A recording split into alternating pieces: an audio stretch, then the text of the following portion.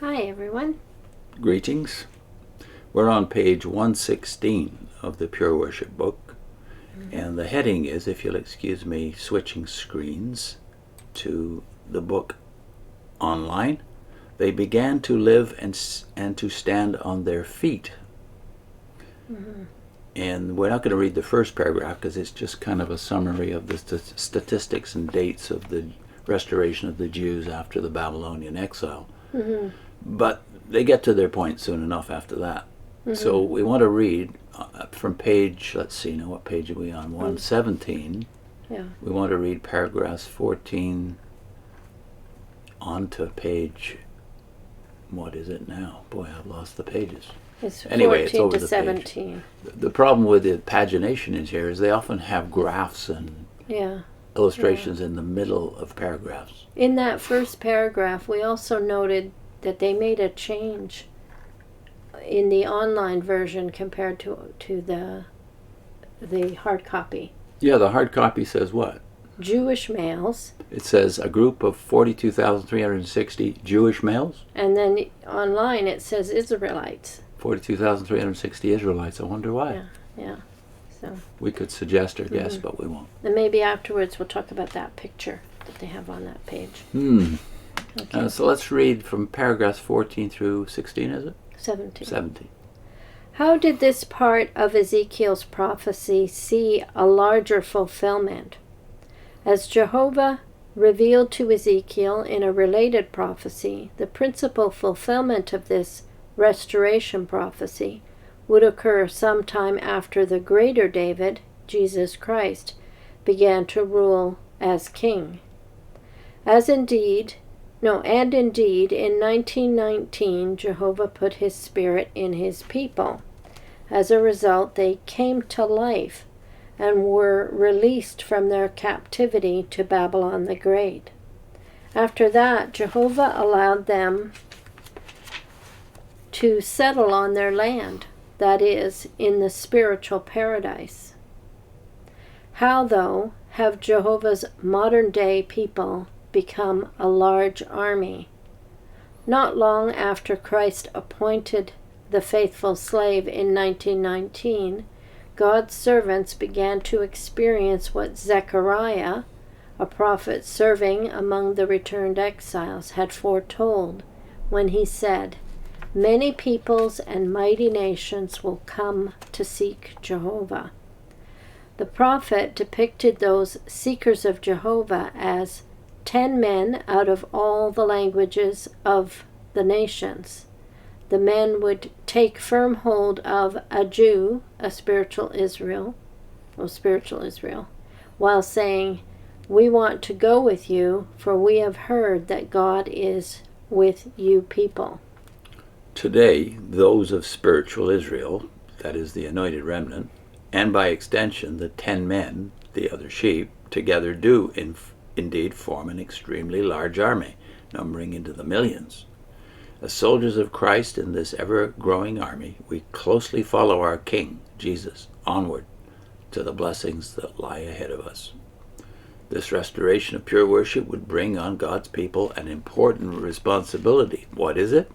To find the answer to that question, we need to go back and examine an assignment that Ezekiel received from Jehovah even before Jerusalem was destroyed.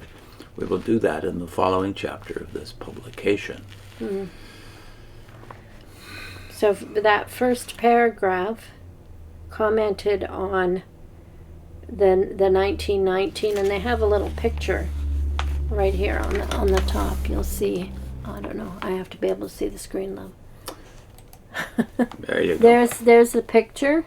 You see Rutherford in the middle, and Nora on the side, holding up a Bible. What does the caption say? They began to live and to stand on their feet.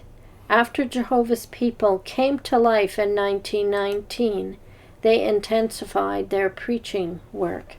So that was the same kind of comment that was made in the paragraph. But my question would be, then that would mean that they themselves were dead before 1919, which would put them in with Christendom in the same condition. Yeah. Well, so how does that work? How does that correspond to the way they used to tell their history back in the day when Rutherford took over? Namely, we've had a glorious history now of the whole harvest period from 1874 onwards to 1914 is God is doing a great thing again. So you was have Russell dead? them being dead.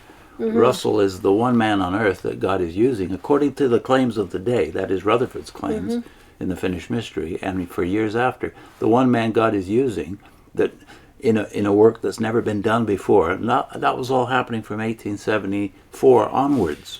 Yeah, the other question I have is, we heard that they have given up on types and antitypes. Yeah. That's been dropped by the Watchtower. So are they still using this book? Because this is types and antitypes. Yeah, it becomes clear in paragraph 14 when they start saying, how did this part of Ezekiel's prophecy see a larger fulfillment? Then the next sentence, principal fulfillment. So this is really about something other than what it says. But you don't have permission to do that within the text. And they do it right through here. So they talk about the Jew that's being talked about as spiritual Israel. They talk about the land as spiritual paradise. They talk about spiritual Israel, the anointed remnant, 10 men being the other sheep. They just hop all over the scriptures, and they apply things that in their original text had nothing to do with what they're applying it with to. With Christians, let alone Yeah. some spiritual Israel. That, by the way, is a non-biblical phrase, and it occurs twice here, right? Spiritual Israel. Yeah. And indeed, in 1919, they say, Jehovah put his spirit in his people. So there was no spirit in Charles Taze Russell and the folks before that, when they were doing this great prep work for 1914?